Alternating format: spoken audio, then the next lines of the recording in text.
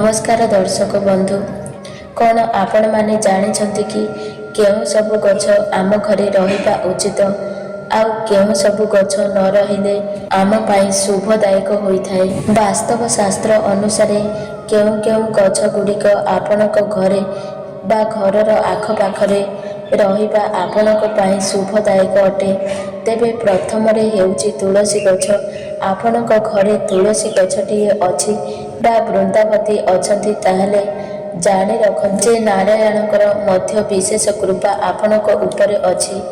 आउ जदि आपण माने गुरुवार दिन माँ तुलसीक उपरे क्षीर छिंची दियंती प्रत्येक दिन संध्या समय रे, खास करी गुरुवार दिन संध्या समय रे घियर दीपटिए माँ वृंदावती पाखरे लगांती ताहले विशेष भावरे आपणकर धन लाभ हेब। काहींकिना एही उपाय कले माँ लक्ष्मी प्रसन्न होइथांती।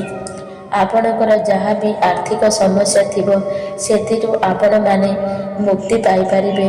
ठीक सेहीपरि आपण माने निहाती भावरे प्रत्येक दिन माँ तुलसी को पूजा करुथिबे, किंतु मने रखंतु रविवार दिन केबे हेले माँ तुलसी उपरे जल चढ़ाइबे नाही। पूजा सबुदिन करंतु, सकाळे संध्यारे सबुदिन करंतु, किंतु जल अर्पण जो करुछंती सेईटा केवल रविवार दिन करिबे नाही। एही उपायटी करंतु, देखिबे माँ लक्ष्मीकर विशेष कृपा आपणकु प्राप्त हेब। ता सहित जगन्नाथकर बा नारायणकर विशेष कृपा प्राप्त होइथाए। ठीक सेहीपरि परवर्ती गछ हेला बेल गछ। एही गछ जदि आपणक घरर आखपाखरे अछि ताहले ताहा आपणक पाई शुभदायक अटे। खास करी बेल गछ हेउची महादेवंकर अति प्रिय। बेल हेउ किंबा बेल पत्र हेउ तांकर भारी लोभ। बेल मध्य आम मानक पाई बहुत उपकारी।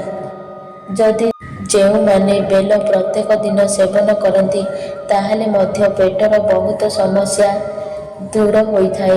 एवं खास करिकी महादेवंकु आमे दर्शन करिबाकु जाती किछि न मिलिले मध्य बेलपत्र नेइकी गले महादेव संतुष्ट हुअंती। बेल मध्य महादेवंकु चढ़ाइले महादेव संतुष्ट हुअंती। तेणु घरर आखपाखरे बेल गछ रहिबा मध्य अत्यंत शुभदायक अटे। ता परवर्ती गछ हेला अशोकगंधा गछ।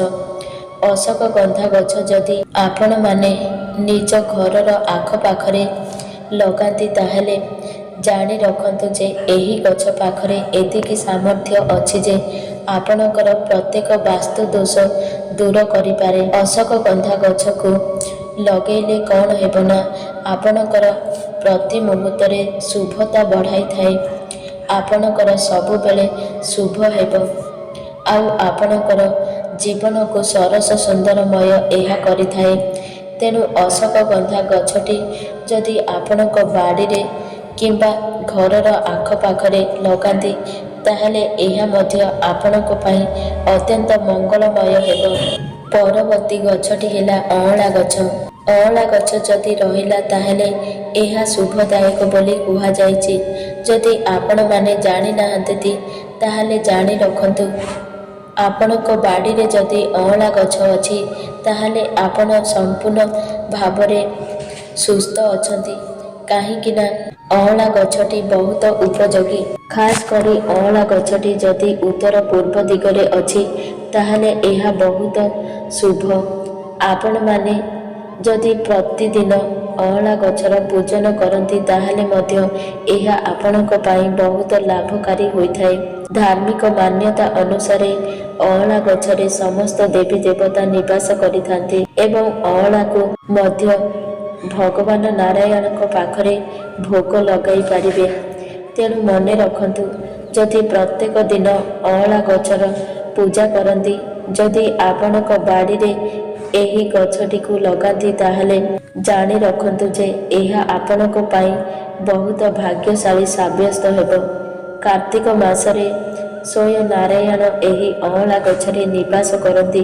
जदि कौनसी व्यक्ति अँला गछटी लगाई तार सेवा जत्न निये ताहले जानि रखंतु राजश्री यज्ञ करिबा जहा गोटिए अँला गछ लगेई तार सेवा जत्न नेबा ताहा ତେଣୁ ଆପଣମାନେ ଯଦି ନିଜର ମନବାଞ୍ଛିତ ଫଳ ପାଇବାକୁ ଚାହୁଁଛନ୍ତି, ତେବେ ନିଶ୍ଚିତ ଭାବରେ ଆପଣଙ୍କ ଘରର ଆଖପାଖରେ ବା ବାଡ଼ିରେ ଅଁଳା ଗଛ ଲଗାନ୍ତୁ। ନିଶ୍ଚିତ ଭାବରେ ଦେଖିବେ ପ୍ରଭୁ ନାରାୟଣଙ୍କର ବିଶେଷ କୃପା ପ୍ରାପ୍ତ ହେବ। ତା ପରବର୍ତ୍ତୀ ଗଛ ହେଲା ଅଶୋକ ଗଛ। ଯଦି ଅଶୋକ ଗଛଟିଏ ଆପଣଙ୍କର ଘରର ଆଖପାଖରେ ଅଛି, ତାହେଲେ ନିଶ୍ଚିତ ଭାବରେ ଅତ୍ୟନ୍ତ ଶୁଭଦାୟକ। ଅଶୋକର ଅର୍ଥ ହେଉଛି ଯେଉଁଠି ଶୋକ ନାହିଁ। ଆହୁରି ମଧ୍ୟ ଆପଣମାନେ ଜାଣିଥିବେ, ଯେତେବେଳେ ମାତା ସୀତାକୁ ରାବଣ ହରିନେଲା ଲଙ୍କାପୁରକୁ, ସେଠି ମଧ୍ୟ ମାତା ସୀତା ଯେଉଁଠି ବସିଥିଲେ ତାହା ଥିଲା ଗୋଟିଏ ଅଶୋକ ଗଛ।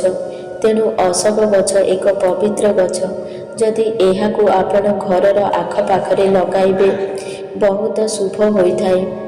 ଯଦି ଆପଣଙ୍କ ଘରର ଆଖପାଖରେ ଅଶୋକ ଗଛ ଅଛି କିମ୍ବା ଯଦି ଆପଣମାନେ ଅଶୋକ ଗଛକୁ ଲଗାନ୍ତି, ତାହେଲେ ଆପଣଙ୍କ ପରିବାର ଭିତରେ, ସାଙ୍ଗସାଥି ଭିତରେ ଏକ ସୁସମ୍ପର୍କ ସ୍ଥାପିତ ହେବ।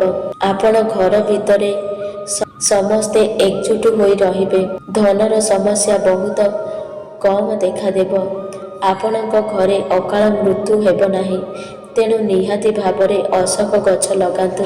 ଏହା ଆପଣଙ୍କ ପାଇଁ ବହୁତ ଶୁଭଦାୟକ ହେବ। ତେଣୁ ଆପଣମାନେ ଜାଣି ରଖନ୍ତୁ, ଅଶୋକ ଗଛର ଫୁଲକୁ ହେମ୍ ପୁଷ୍ପା ବୋଲି ମଧ୍ୟ କୁହାଯାଏ। ଏହା ବସନ୍ତ ଋତୁରେ ଫୁଟିଥାଏ। ତା ପରବର୍ତ୍ତୀ ଗଛ ହେଉଛି ଧଳା ଅରଖ ଗଛ। କ୍ଷୀରଯୁକ୍ତ ଯେତେ ସବୁ ଗଛ ଯେତେ ଦୂରରେ ରହିବ, ତାହା ଆପଣଙ୍କ ପାଇଁ ଶୁଭଦାୟକ। କିନ୍ତୁ ଧଳା ଅରଖ ଗଛଟି ଆପଣଙ୍କର ଘରର ଆଖପାଖରେ ରହେ, ତାହେଲେ ଏହା ଆପଣଙ୍କୁ ଶୁଭ ଫଳ ପ୍ରଦାନ କରିବ। ଖାସ୍ କରି ଅରଖ ଗଛ ମହାଦେବଙ୍କର ଅତି ପ୍ରିୟ।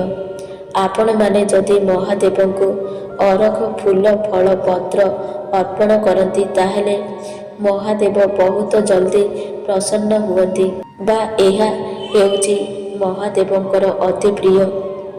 ଯେଉଁ ଘରେ ଧଳା ଅରଖ ଗଛଟି ଅଛି, ସେହି ଘରର ମୁଖ୍ୟଙ୍କୁ ଆକସ୍ମିକ ଧନ ପ୍ରାପ୍ତି ହୋଇଥାଏ।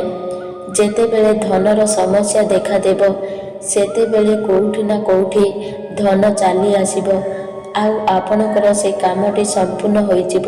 ତା ପରର ଗଛ ହେଉଛି ମନ୍ଦାର ଗଛ। ମନ୍ଦାର ଗଛଟି ନିହାତି ଭାବରେ ଆପଣଙ୍କ ଘରେ ରହିବା ଦରକାର। ମନ୍ଦାର ଫୁଲ ଖାସ୍ କରିକି ସୂର୍ଯ୍ୟଙ୍କ ପୂଜାରେ ଆପଣମାନେ ବ୍ୟବହାର କରୁଛନ୍ତି, ତାହେଲେ ସୂର୍ଯ୍ୟ ଭଗବାନ ଆପଣଙ୍କର ପ୍ରତ୍ୟେକଟି ମନୋକାମନାକୁ ପୂର୍ଣ୍ଣ କରିଥାନ୍ତି। ଏବଂ ଲାଲ ପୁଷ୍ପଟି ମଧ୍ୟ ଆପଣ ବହୁତ ଦେବାଦେବୀଙ୍କୁ ଅର୍ପଣ କରିପାରିବେ।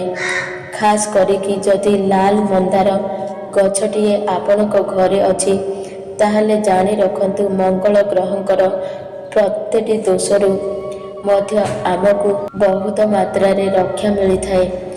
ଯଦି ପ୍ରତ୍ୟେକ ଦିନ ମନ୍ଦାର ପୁଷ୍ପ ହନୁମାନଙ୍କୁ କିମ୍ବା ମା ଦୁର୍ଗାଙ୍କୁ ଅର୍ପଣ କରନ୍ତି, ତାହେଲେ ଏହା ଆପଣଙ୍କ ପାଇଁ ବହୁତ ଭାଗ୍ୟଶାଳୀ ହୋଇଥାଏ। ତା ପରବର୍ତ୍ତୀ ଗଛ ହେଲା ନଡ଼ିଆ ଗଛ। ନଡ଼ିଆ ଗଛ ଯଦି ଯାହାର ବାଡ଼ିରେ ଅଛି, ସେ ଲୋକର ମାନ ସମ୍ମାନ ସବୁବେଳେ ଅକ୍ଷୁଣ୍ଣ ରହେ। ତାହାର ସମାଜରେ ଗୋଟିଏ ପ୍ରତିଷ୍ଠିତ ସୃଷ୍ଟି ହୁଏ। ତା ପରବର୍ତ୍ତୀ ଗଛ ହେଉଛି ଲିମ୍ବ ଗଛ। ଲିମ୍ବ ଗଛ ଯଦି ଆପଣଙ୍କର ବାୟୁକୋଣରେ ଅଛି, ତାହେଲେ ଏହା ଆପଣଙ୍କ ପାଇଁ ବହୁତ ଶୁଭଦାୟକ। ଠିକ୍ ସେହିପରି କଦଳୀ ଗଛ। ଯଦି କଦଳୀ ଗଛ ଆପଣଙ୍କର ବାଡ଼ିରେ ଅଛି, ତାହେଲେ ଏହା ଆପଣଙ୍କ ପାଇଁ ଶୁଭଦାୟକ।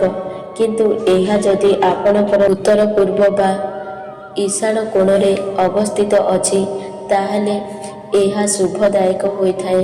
କଦଳୀ ଗଛର ପତ୍ର ପ୍ରତ୍ୟେକ ପୂଜା କାର୍ଯ୍ୟରେ ବ୍ୟବହାର କରାଯାଏ ଏବଂ କଦଳୀକୁ ମଧ୍ୟ ଭଗବାନଙ୍କୁ ଚଢ଼ାଯାଇଥାଏ। ତେଣୁ କଦଳୀ ଗଛ ଘରର ଆଖପାଖ ବା ବାଡ଼ିରେ ରହିବା ଅତ୍ୟନ୍ତ ଶୁଭଦାୟକ ହୋଇଥାଏ। ଦର୍ଶକ ବନ୍ଧୁ, ଯଦି ମୋ ଭିଡ଼ିଓ ଆପଣଙ୍କୁ ପସନ୍ଦ ଆସେ, ତାହେଲେ ଭିଡ଼ିଓକୁ ଗୋଟିଏ ଲାଇକ୍ କରନ୍ତୁ ଏବଂ ଆମ ଚ୍ୟାନେଲକୁ ସବସ୍କ୍ରାଇବ୍ କରନ୍ତୁ ଏବଂ ସାଙ୍ଗମାନଙ୍କୁ ଅଧିକରୁ ଅଧିକ ସେୟାର କରନ୍ତୁ ଏହିଭଳି ମୋଟିଭେସନ୍ ଭିଡ଼ିଓ ଦେଖିବା ପାଇଁ। ଜୟ ଜଗନ୍ନାଥ।